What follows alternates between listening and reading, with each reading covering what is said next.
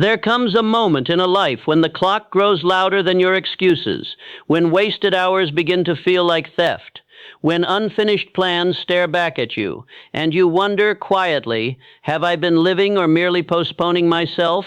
You believe your life is scattered because you lack time. That is the first illusion. You imagine that if you could just find half an hour, if you could clear your desk, answer the messages, organize the papers, rewrite the goals, something would shift. Order would emerge, direction would return. You tell yourself you are disorganized. You are not. You are undecided. And that difference is not small, it is fatal. There is a reason the idea of reclaiming your life in a brief window feels both attractive and absurd. Attractive because you are tired of carrying invisible weight. Absurd because part of you suspects that 30 minutes cannot repair years of drift. And that suspicion is correct, because the problem is not your calendar. It is your aim. Most people never experience true chaos. They experience the slow erosion of purpose. Days filled, effort spent, conversations held, tasks completed, yet no clear direction. And when direction disappears, discipline weakens. When discipline weakens, confidence fractures. When confidence fractures, you begin negotiating with yourself. I will start tomorrow. I just need the right moment. I am not ready yet. You do not notice it happening. Drift never announces itself. It feels normal. There is a reason it feels normal, and that reason is dangerous. From childhood, you were taught how to complete assignments, how to follow instructions, how to meet expectations. But rarely were you taught how to define a purpose so sharp that it organizes your behavior without force. Without a definite purpose, the mind becomes a field without fences. Thoughts wander, energy scatters, time dissolves, and you call that busy. Let us be calm here. You are not stuck because you are incapable. You are stuck because you have not decided what must not fail. There is a difference. Look carefully at your own patterns. You wake with intention, but by midday you are reacting. Messages dictate focus. Circumstances dictate mood. Other people's urgency overrides your own priorities. You say you need structure. What you need is authority over your own mind. That authority begins with definiteness of purpose.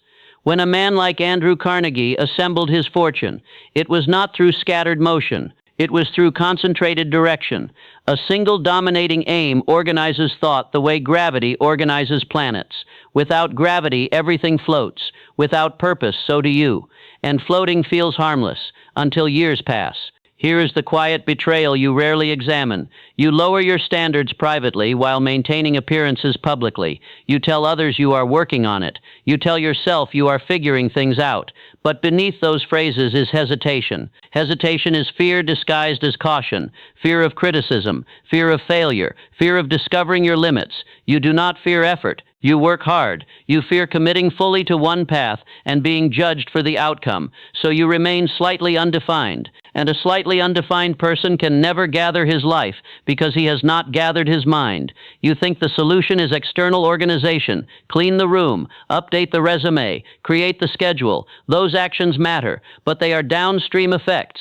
The upstream cause is decision. Decision compresses chaos.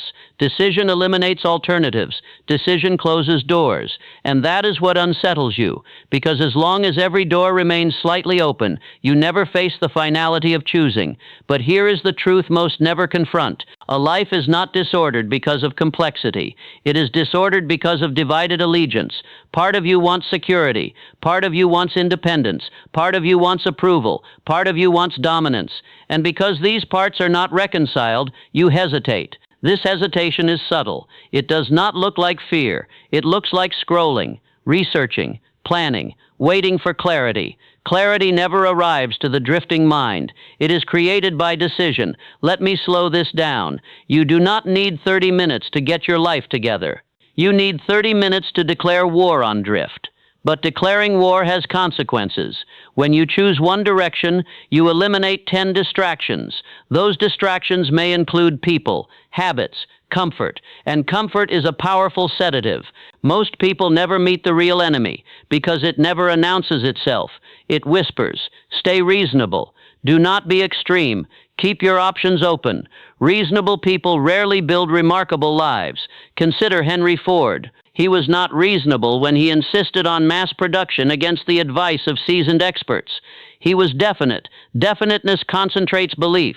Belief activates energy. Energy applied consistently transforms circumstances. This is not inspiration. It is cause and effect. If your life feels scattered, it is because your dominant thought is scattered, and dominant thought is chosen, whether you admit it or not. There is something you have been postponing, a decision you know would rearrange your habits overnight. You feel it when you are alone. You silence it when you are busy. Why? Because if you decide, you can no longer pretend. You would have to act, and action removes the comfort of possibility. So you drift. You work. You plan, you improve slightly, but you do not commit, and every day that passes without commitment quietly erodes your self-respect. That erosion is subtle, until one morning you wake and feel behind, not because you lacked ability, but because you lacked finality. You wanted progress without sacrifice. You wanted clarity without confrontation. You wanted order without eliminating confusion at its root. Here is the pressure you must face. If nothing changes, 5 years from now will resemble today, only heavier. That is not dramatic. It is mathematical. Habits compound. Drift compounds. Indecision compounds. So the question is not whether 30 minutes can fix your life. The question is this: what would happen if you used 30 minutes to make one irreversible decision? Do you see the difference? Not organize, not plan, decide. There is a power in decision that most people have never felt, because they delay it so long that when they finally choose, circumstances have already narrowed their options. But you still have choice, for now, and that window does not remain open indefinitely. You sense that. That is why this subject unsettles you, because deep down you know your life is not waiting for more effort. It is waiting for courage, and courage does not arrive gently. It demands confrontation with yourself. Effort is not your problem. You have proven you can work. You rise early, you stay late, you think, you plan, you adjust, and yet something does not move. Progress feels incremental when you crave transformation.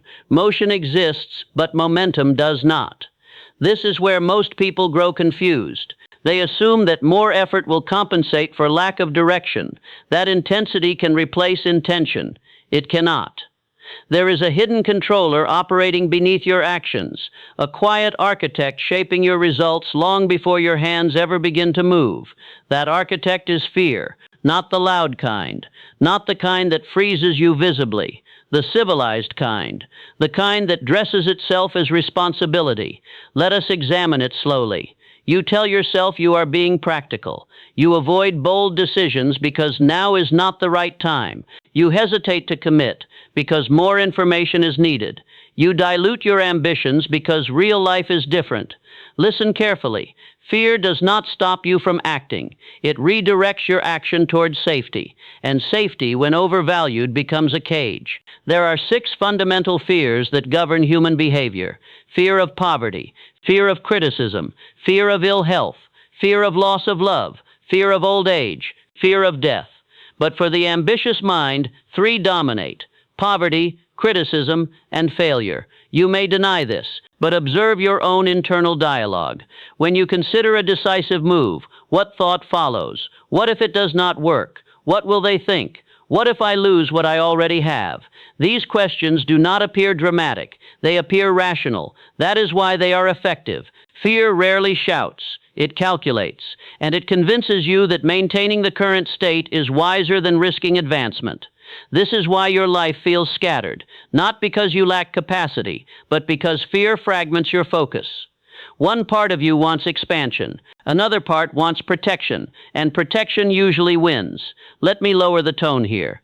The most dangerous form of fear is not panic, it is drift. Drift is what happens when fear goes unchallenged for years. You do not boldly quit your dream, you gradually reduce it. You do not announce surrender, you compromise it. You accept smaller goals, smaller risks, smaller standards, until the extraordinary vision you once held becomes unrealistic, and you call that maturity. There is a reason this feels normal, and that reason is dangerous. Society rewards conformity more consistently than courage. Those who avoid embarrassment are often praised for being sensible.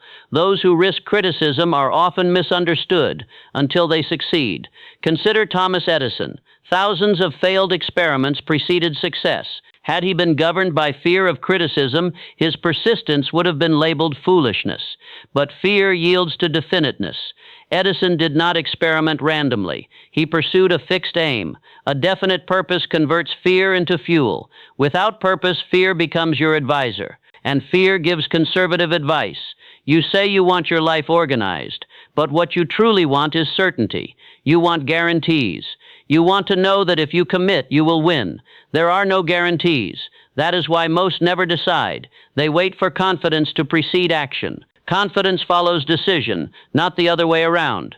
This is where procrastination enters. Procrastination is not laziness. It is identity protection. If you delay action, you protect yourself from definitive judgment. As long as you have not fully tried, you can tell yourself you would have succeeded if circumstances were different. But once you commit completely, the outcome reflects you, and that exposure terrifies the drifting mind. So you remain partially engaged, busy enough to feel responsible, cautious enough to avoid full risk. This middle state feels safe. It is not. It erodes self-trust. Every postponed decision sends a message to your subconscious. My word is flexible. Over time, that message becomes belief, and belief becomes behavior. Autosuggestion works whether you control it or not. If you repeatedly tell yourself, I will start later, you condition delay. If you repeatedly choose safety over expansion, you condition contraction. The subconscious mind does not judge. It obeys repetition. This is why some men rise while others remain suspended, not because one is more intelligent, but because one feeds faith while the other feeds fear. Faith is not blind optimism. It is disciplined belief reinforced through repetition and action. Fear is undisciplined imagination reinforced through hesitation. You practice one daily. Which one? Pause and answer honestly. When opportunity appears, do you immediately calculate what could go wrong? Do you instinctively prepare explanations before outcomes? Do you soften your ambitions in conversations to avoid appearing arrogant? These are not harmless habits. They are evidence of internal division. A divided mind cannot generate sustained power. Look at John D. Rockefeller. Ruthless in focus, unapologetic and objective. His methods were debated, criticized, resisted, but his aim was singular. Singularity creates force. Fragmentation creates fatigue. You are tired not because you work too much. You are tired because you move in conflicting directions. Part of you advances, part of you retreats, and that internal friction consumes energy. This is why 30 minutes of superficial organization changes nothing, because the enemy is not disorder. It is fear-based hesitation, and hesitation has a pattern. First you delay, then you justify, then you normalize. Finally, you identify with it. I am just cautious. I am not the risky type. I prefer stability. These statements solidify drift into personality, and once drift becomes identity, transformation feels threatening, because who would you be without your caution? Who would you be without your careful explanations? Who would you be if you stopped protecting yourself? That question creates discomfort. Good. Discomfort signals proximity to truth. You cannot gather your life while protecting your current identity. One must die for the other to emerge. That is the confrontation most avoid. They want change without identity sacrifice. They want expansion without ego exposure. They want growth without vulnerability. It does not work that way. The mind must choose a master, fear or faith, drift or definiteness, safety or self-respect. And until that choice is made consciously, your habits will choose for you. The unsettling part, you may already know which side you are feeding, but acknowledgement carries responsibility, and responsibility demands action. So let me ask you something that may disturb you. If fear were removed from your decisions for the next 30 days, what would you eliminate immediately? Who would you confront? What would you begin? What would you stop tolerating? Notice how quickly your mind resists answering. That resistance is the enemy, and it has ruled quietly for years. Once a decision is made with finality, something must replace what was removed. You cannot simply eliminate drift, you must install direction. You cannot merely reject fear, you must cultivate faith. And understand this clearly. Faith is not emotion, it is discipline. It is the repeated conditioning of the mind to expect advancement rather than retreat. Most people misunderstand this. They believe confidence appears after evidence, but evidence appears after belief is sustained long enough to produce action. This is why two individuals with equal intelligence can stand in the same environment and build entirely different lives. One feeds fear with imagination. The other feeds faith with repetition. Let us slow the rhythm here. Your subconscious mind does not distinguish between what you fear and what you expect. It accepts dominant thought as instruction. If you consistently rehearse doubt, what if I fail? What if this collapses? What if I am not enough? Your behavior aligns with hesitation. But if you deliberately rehearse certainty, I move forward, I complete what I begin, I adapt until I win, your behavior begins to align with persistence. This is autosuggestion, not wishful thinking, programming. The mind is obedient when commanded consistently, but most people speak to themselves carelessly. They joke about their limitations. They repeat stories of past failure. They introduce themselves through weakness, and over time that narrative solidifies. You become what you repeatedly declare. This is why replacement is necessary. When you abandon drift, you must immediately adopt structure. When you abandon fear, you must immediately adopt faith. Otherwise, the vacuum will refill with old habits. Let me challenge you. What do you say to yourself when no one is listening? Do you speak like a commander or a negotiator? The commander issues orders. The negotiator seeks comfort. Self-discipline is not harshness. It is alignment between word and action. When you tell yourself you will rise at a certain hour, and you do, identity strengthens. When you tell yourself you will complete a task, and you do, self-respect compounds. These are small acts, but they accumulate into authority. Authority over self precedes authority over circumstance.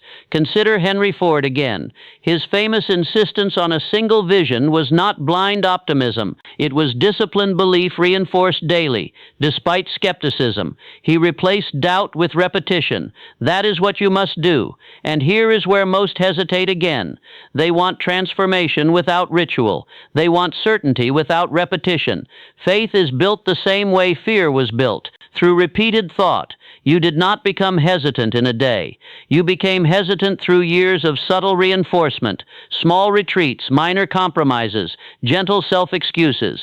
Now the replacement requires the opposite pattern: daily reinforcement of purpose, daily visualization of achievement, daily action aligned with declared aim. This is not dramatic, it is mechanical. The mastermind principle becomes powerful only after this shift, because when you align with other disciplined minds, your belief multiplies. But if you enter that circle undecided, their strength exposes your weakness.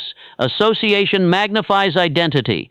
If you surround yourself with those who drift, your decision will erode. If you surround yourself with those who commit, your standards will rise. This is not motivational theory. It is psychological contagion. Energy transfers, expectation transfers, courage transfers. Look at the industrial alliances formed by men like Andrew Carnegie. No empire was built in isolation, but every alliance was anchored to definite purpose. Without purpose, association becomes distraction. With purpose, it becomes acceleration. Now we arrive at something uncomfortable. Replacement requires sacrifice of environment. You may need to reduce time with those who normalize mediocrity. You may need to decline conversations that revolve around complaint. You may need to guard your attention as if it were capital, because it is. Attention determines direction. Direction determines destiny. Most people squander attention on trivialities, news cycles, endless comparison, other people's drama, and then they wonder why their own progress stalls.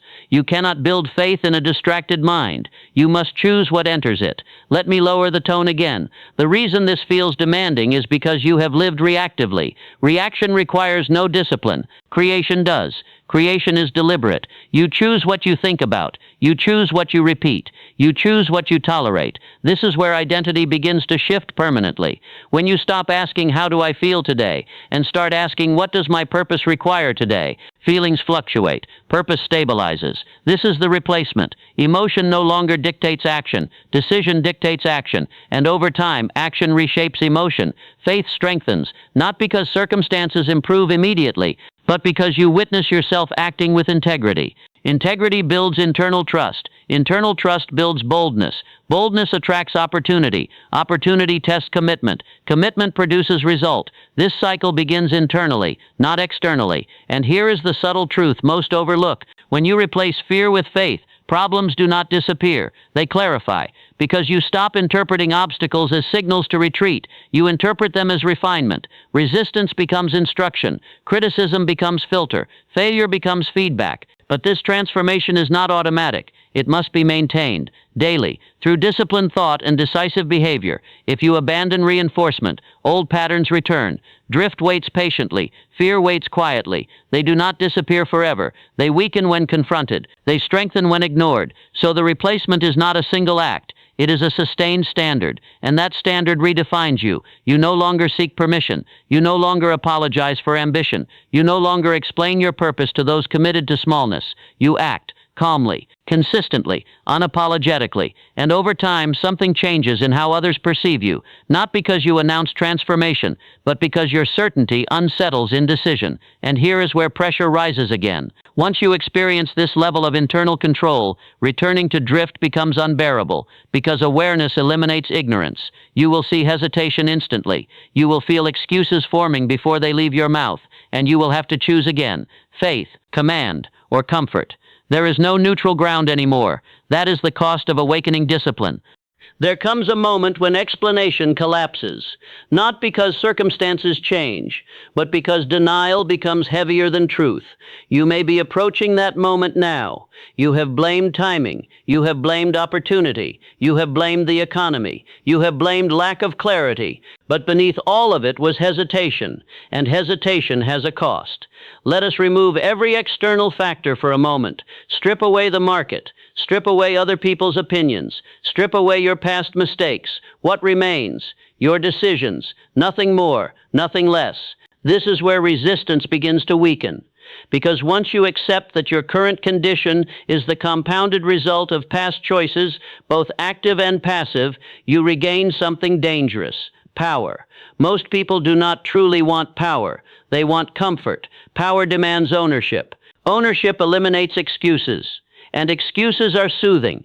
When you say, "I would be further if you protect your self-image," you preserve the illusion that potential was blocked, not underused. But consider this quietly. If your progress depended entirely on circumstances, then improvement would be random. It is not. You have areas of your life that function well. Why? Because you decided they must. You showed discipline where identity is attached. If you consider yourself reliable at work, you meet deadlines. If you consider yourself a loyal friend, you show up. If you consider yourself responsible, you pay your obligations. Identity governs behavior.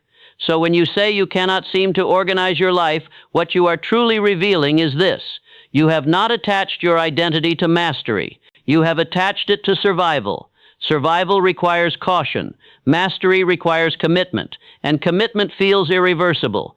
Here is the turning point most never reach. You cannot drift and respect yourself simultaneously. One will dominate. Self-respect is not built through intention. It is built through kept promises to yourself.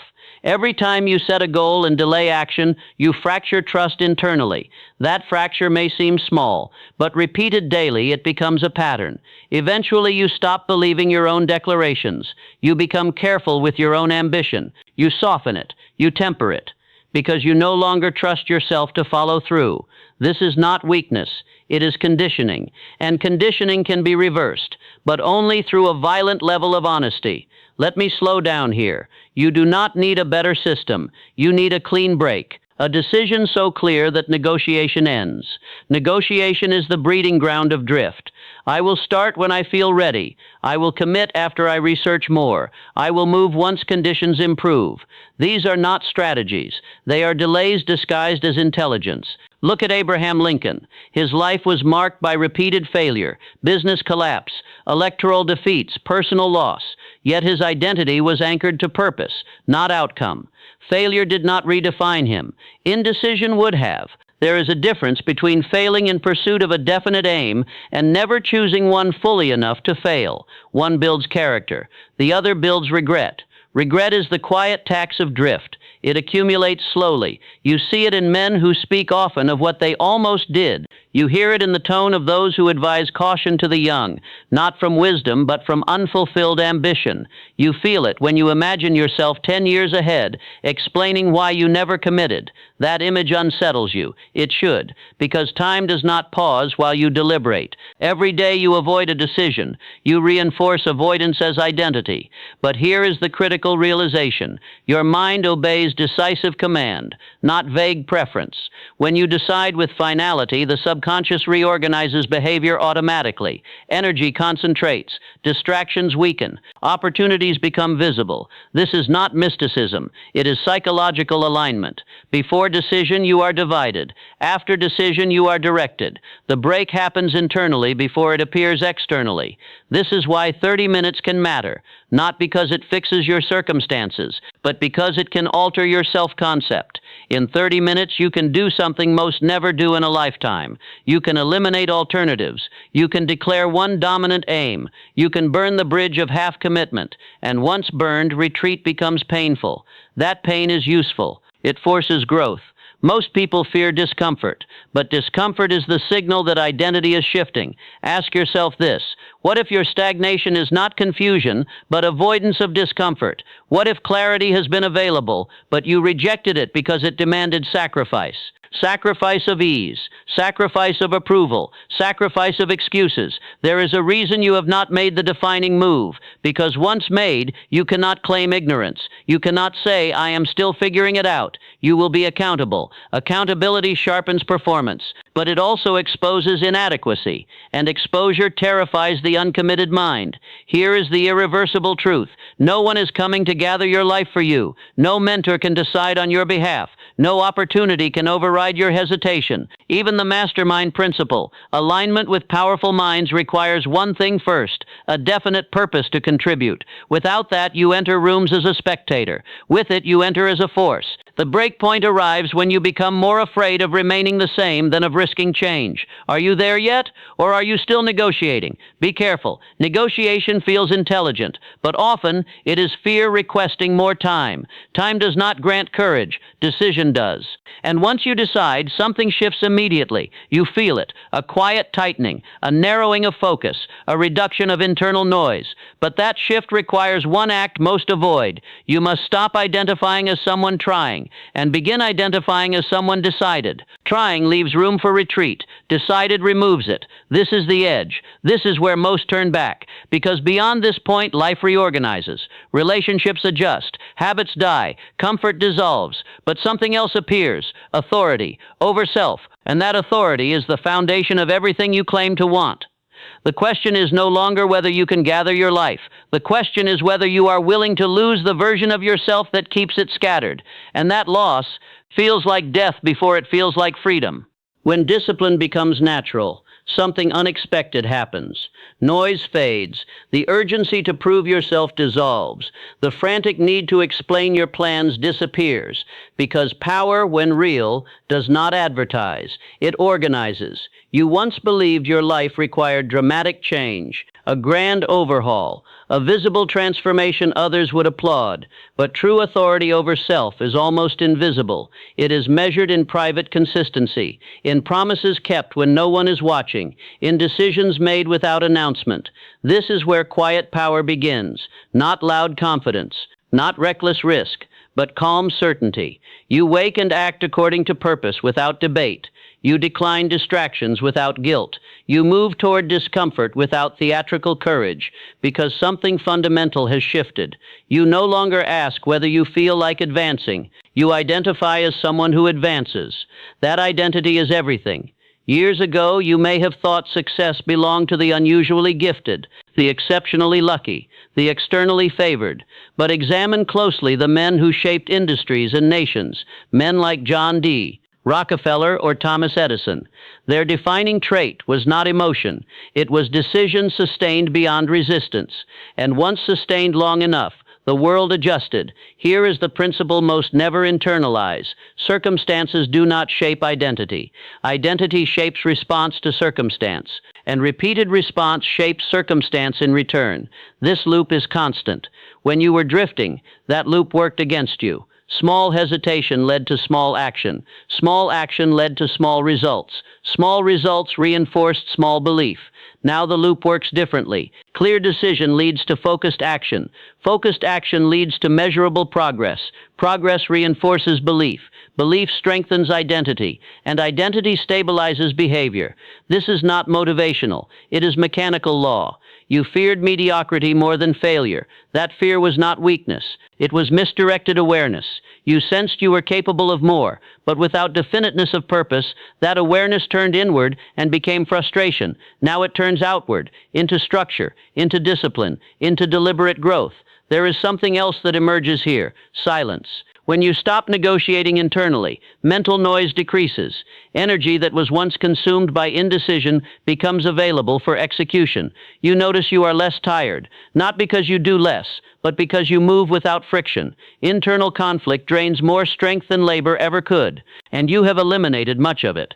Does this mean doubt never returns? No. Doubt still whispers, but it no longer commands. You recognize it as an old habit, not a truth. You observe it, then you act anyway. That is faith in mature form, not blind optimism, not emotional intensity. Steady motion despite uncertainty. This is where many expect applause, recognition, validation, but something surprising occurs. You need less of it, because self-respect replaces external approval. When you look back at the version of yourself who drifted, who hesitated, negotiated, postponed, you do not feel shame, you feel clarity. You understand that person was undecided, not incapable, undecided, and the moment decision hardened, direction followed. The 30 minutes you once imagined as a magical reset were never about organizing your environment.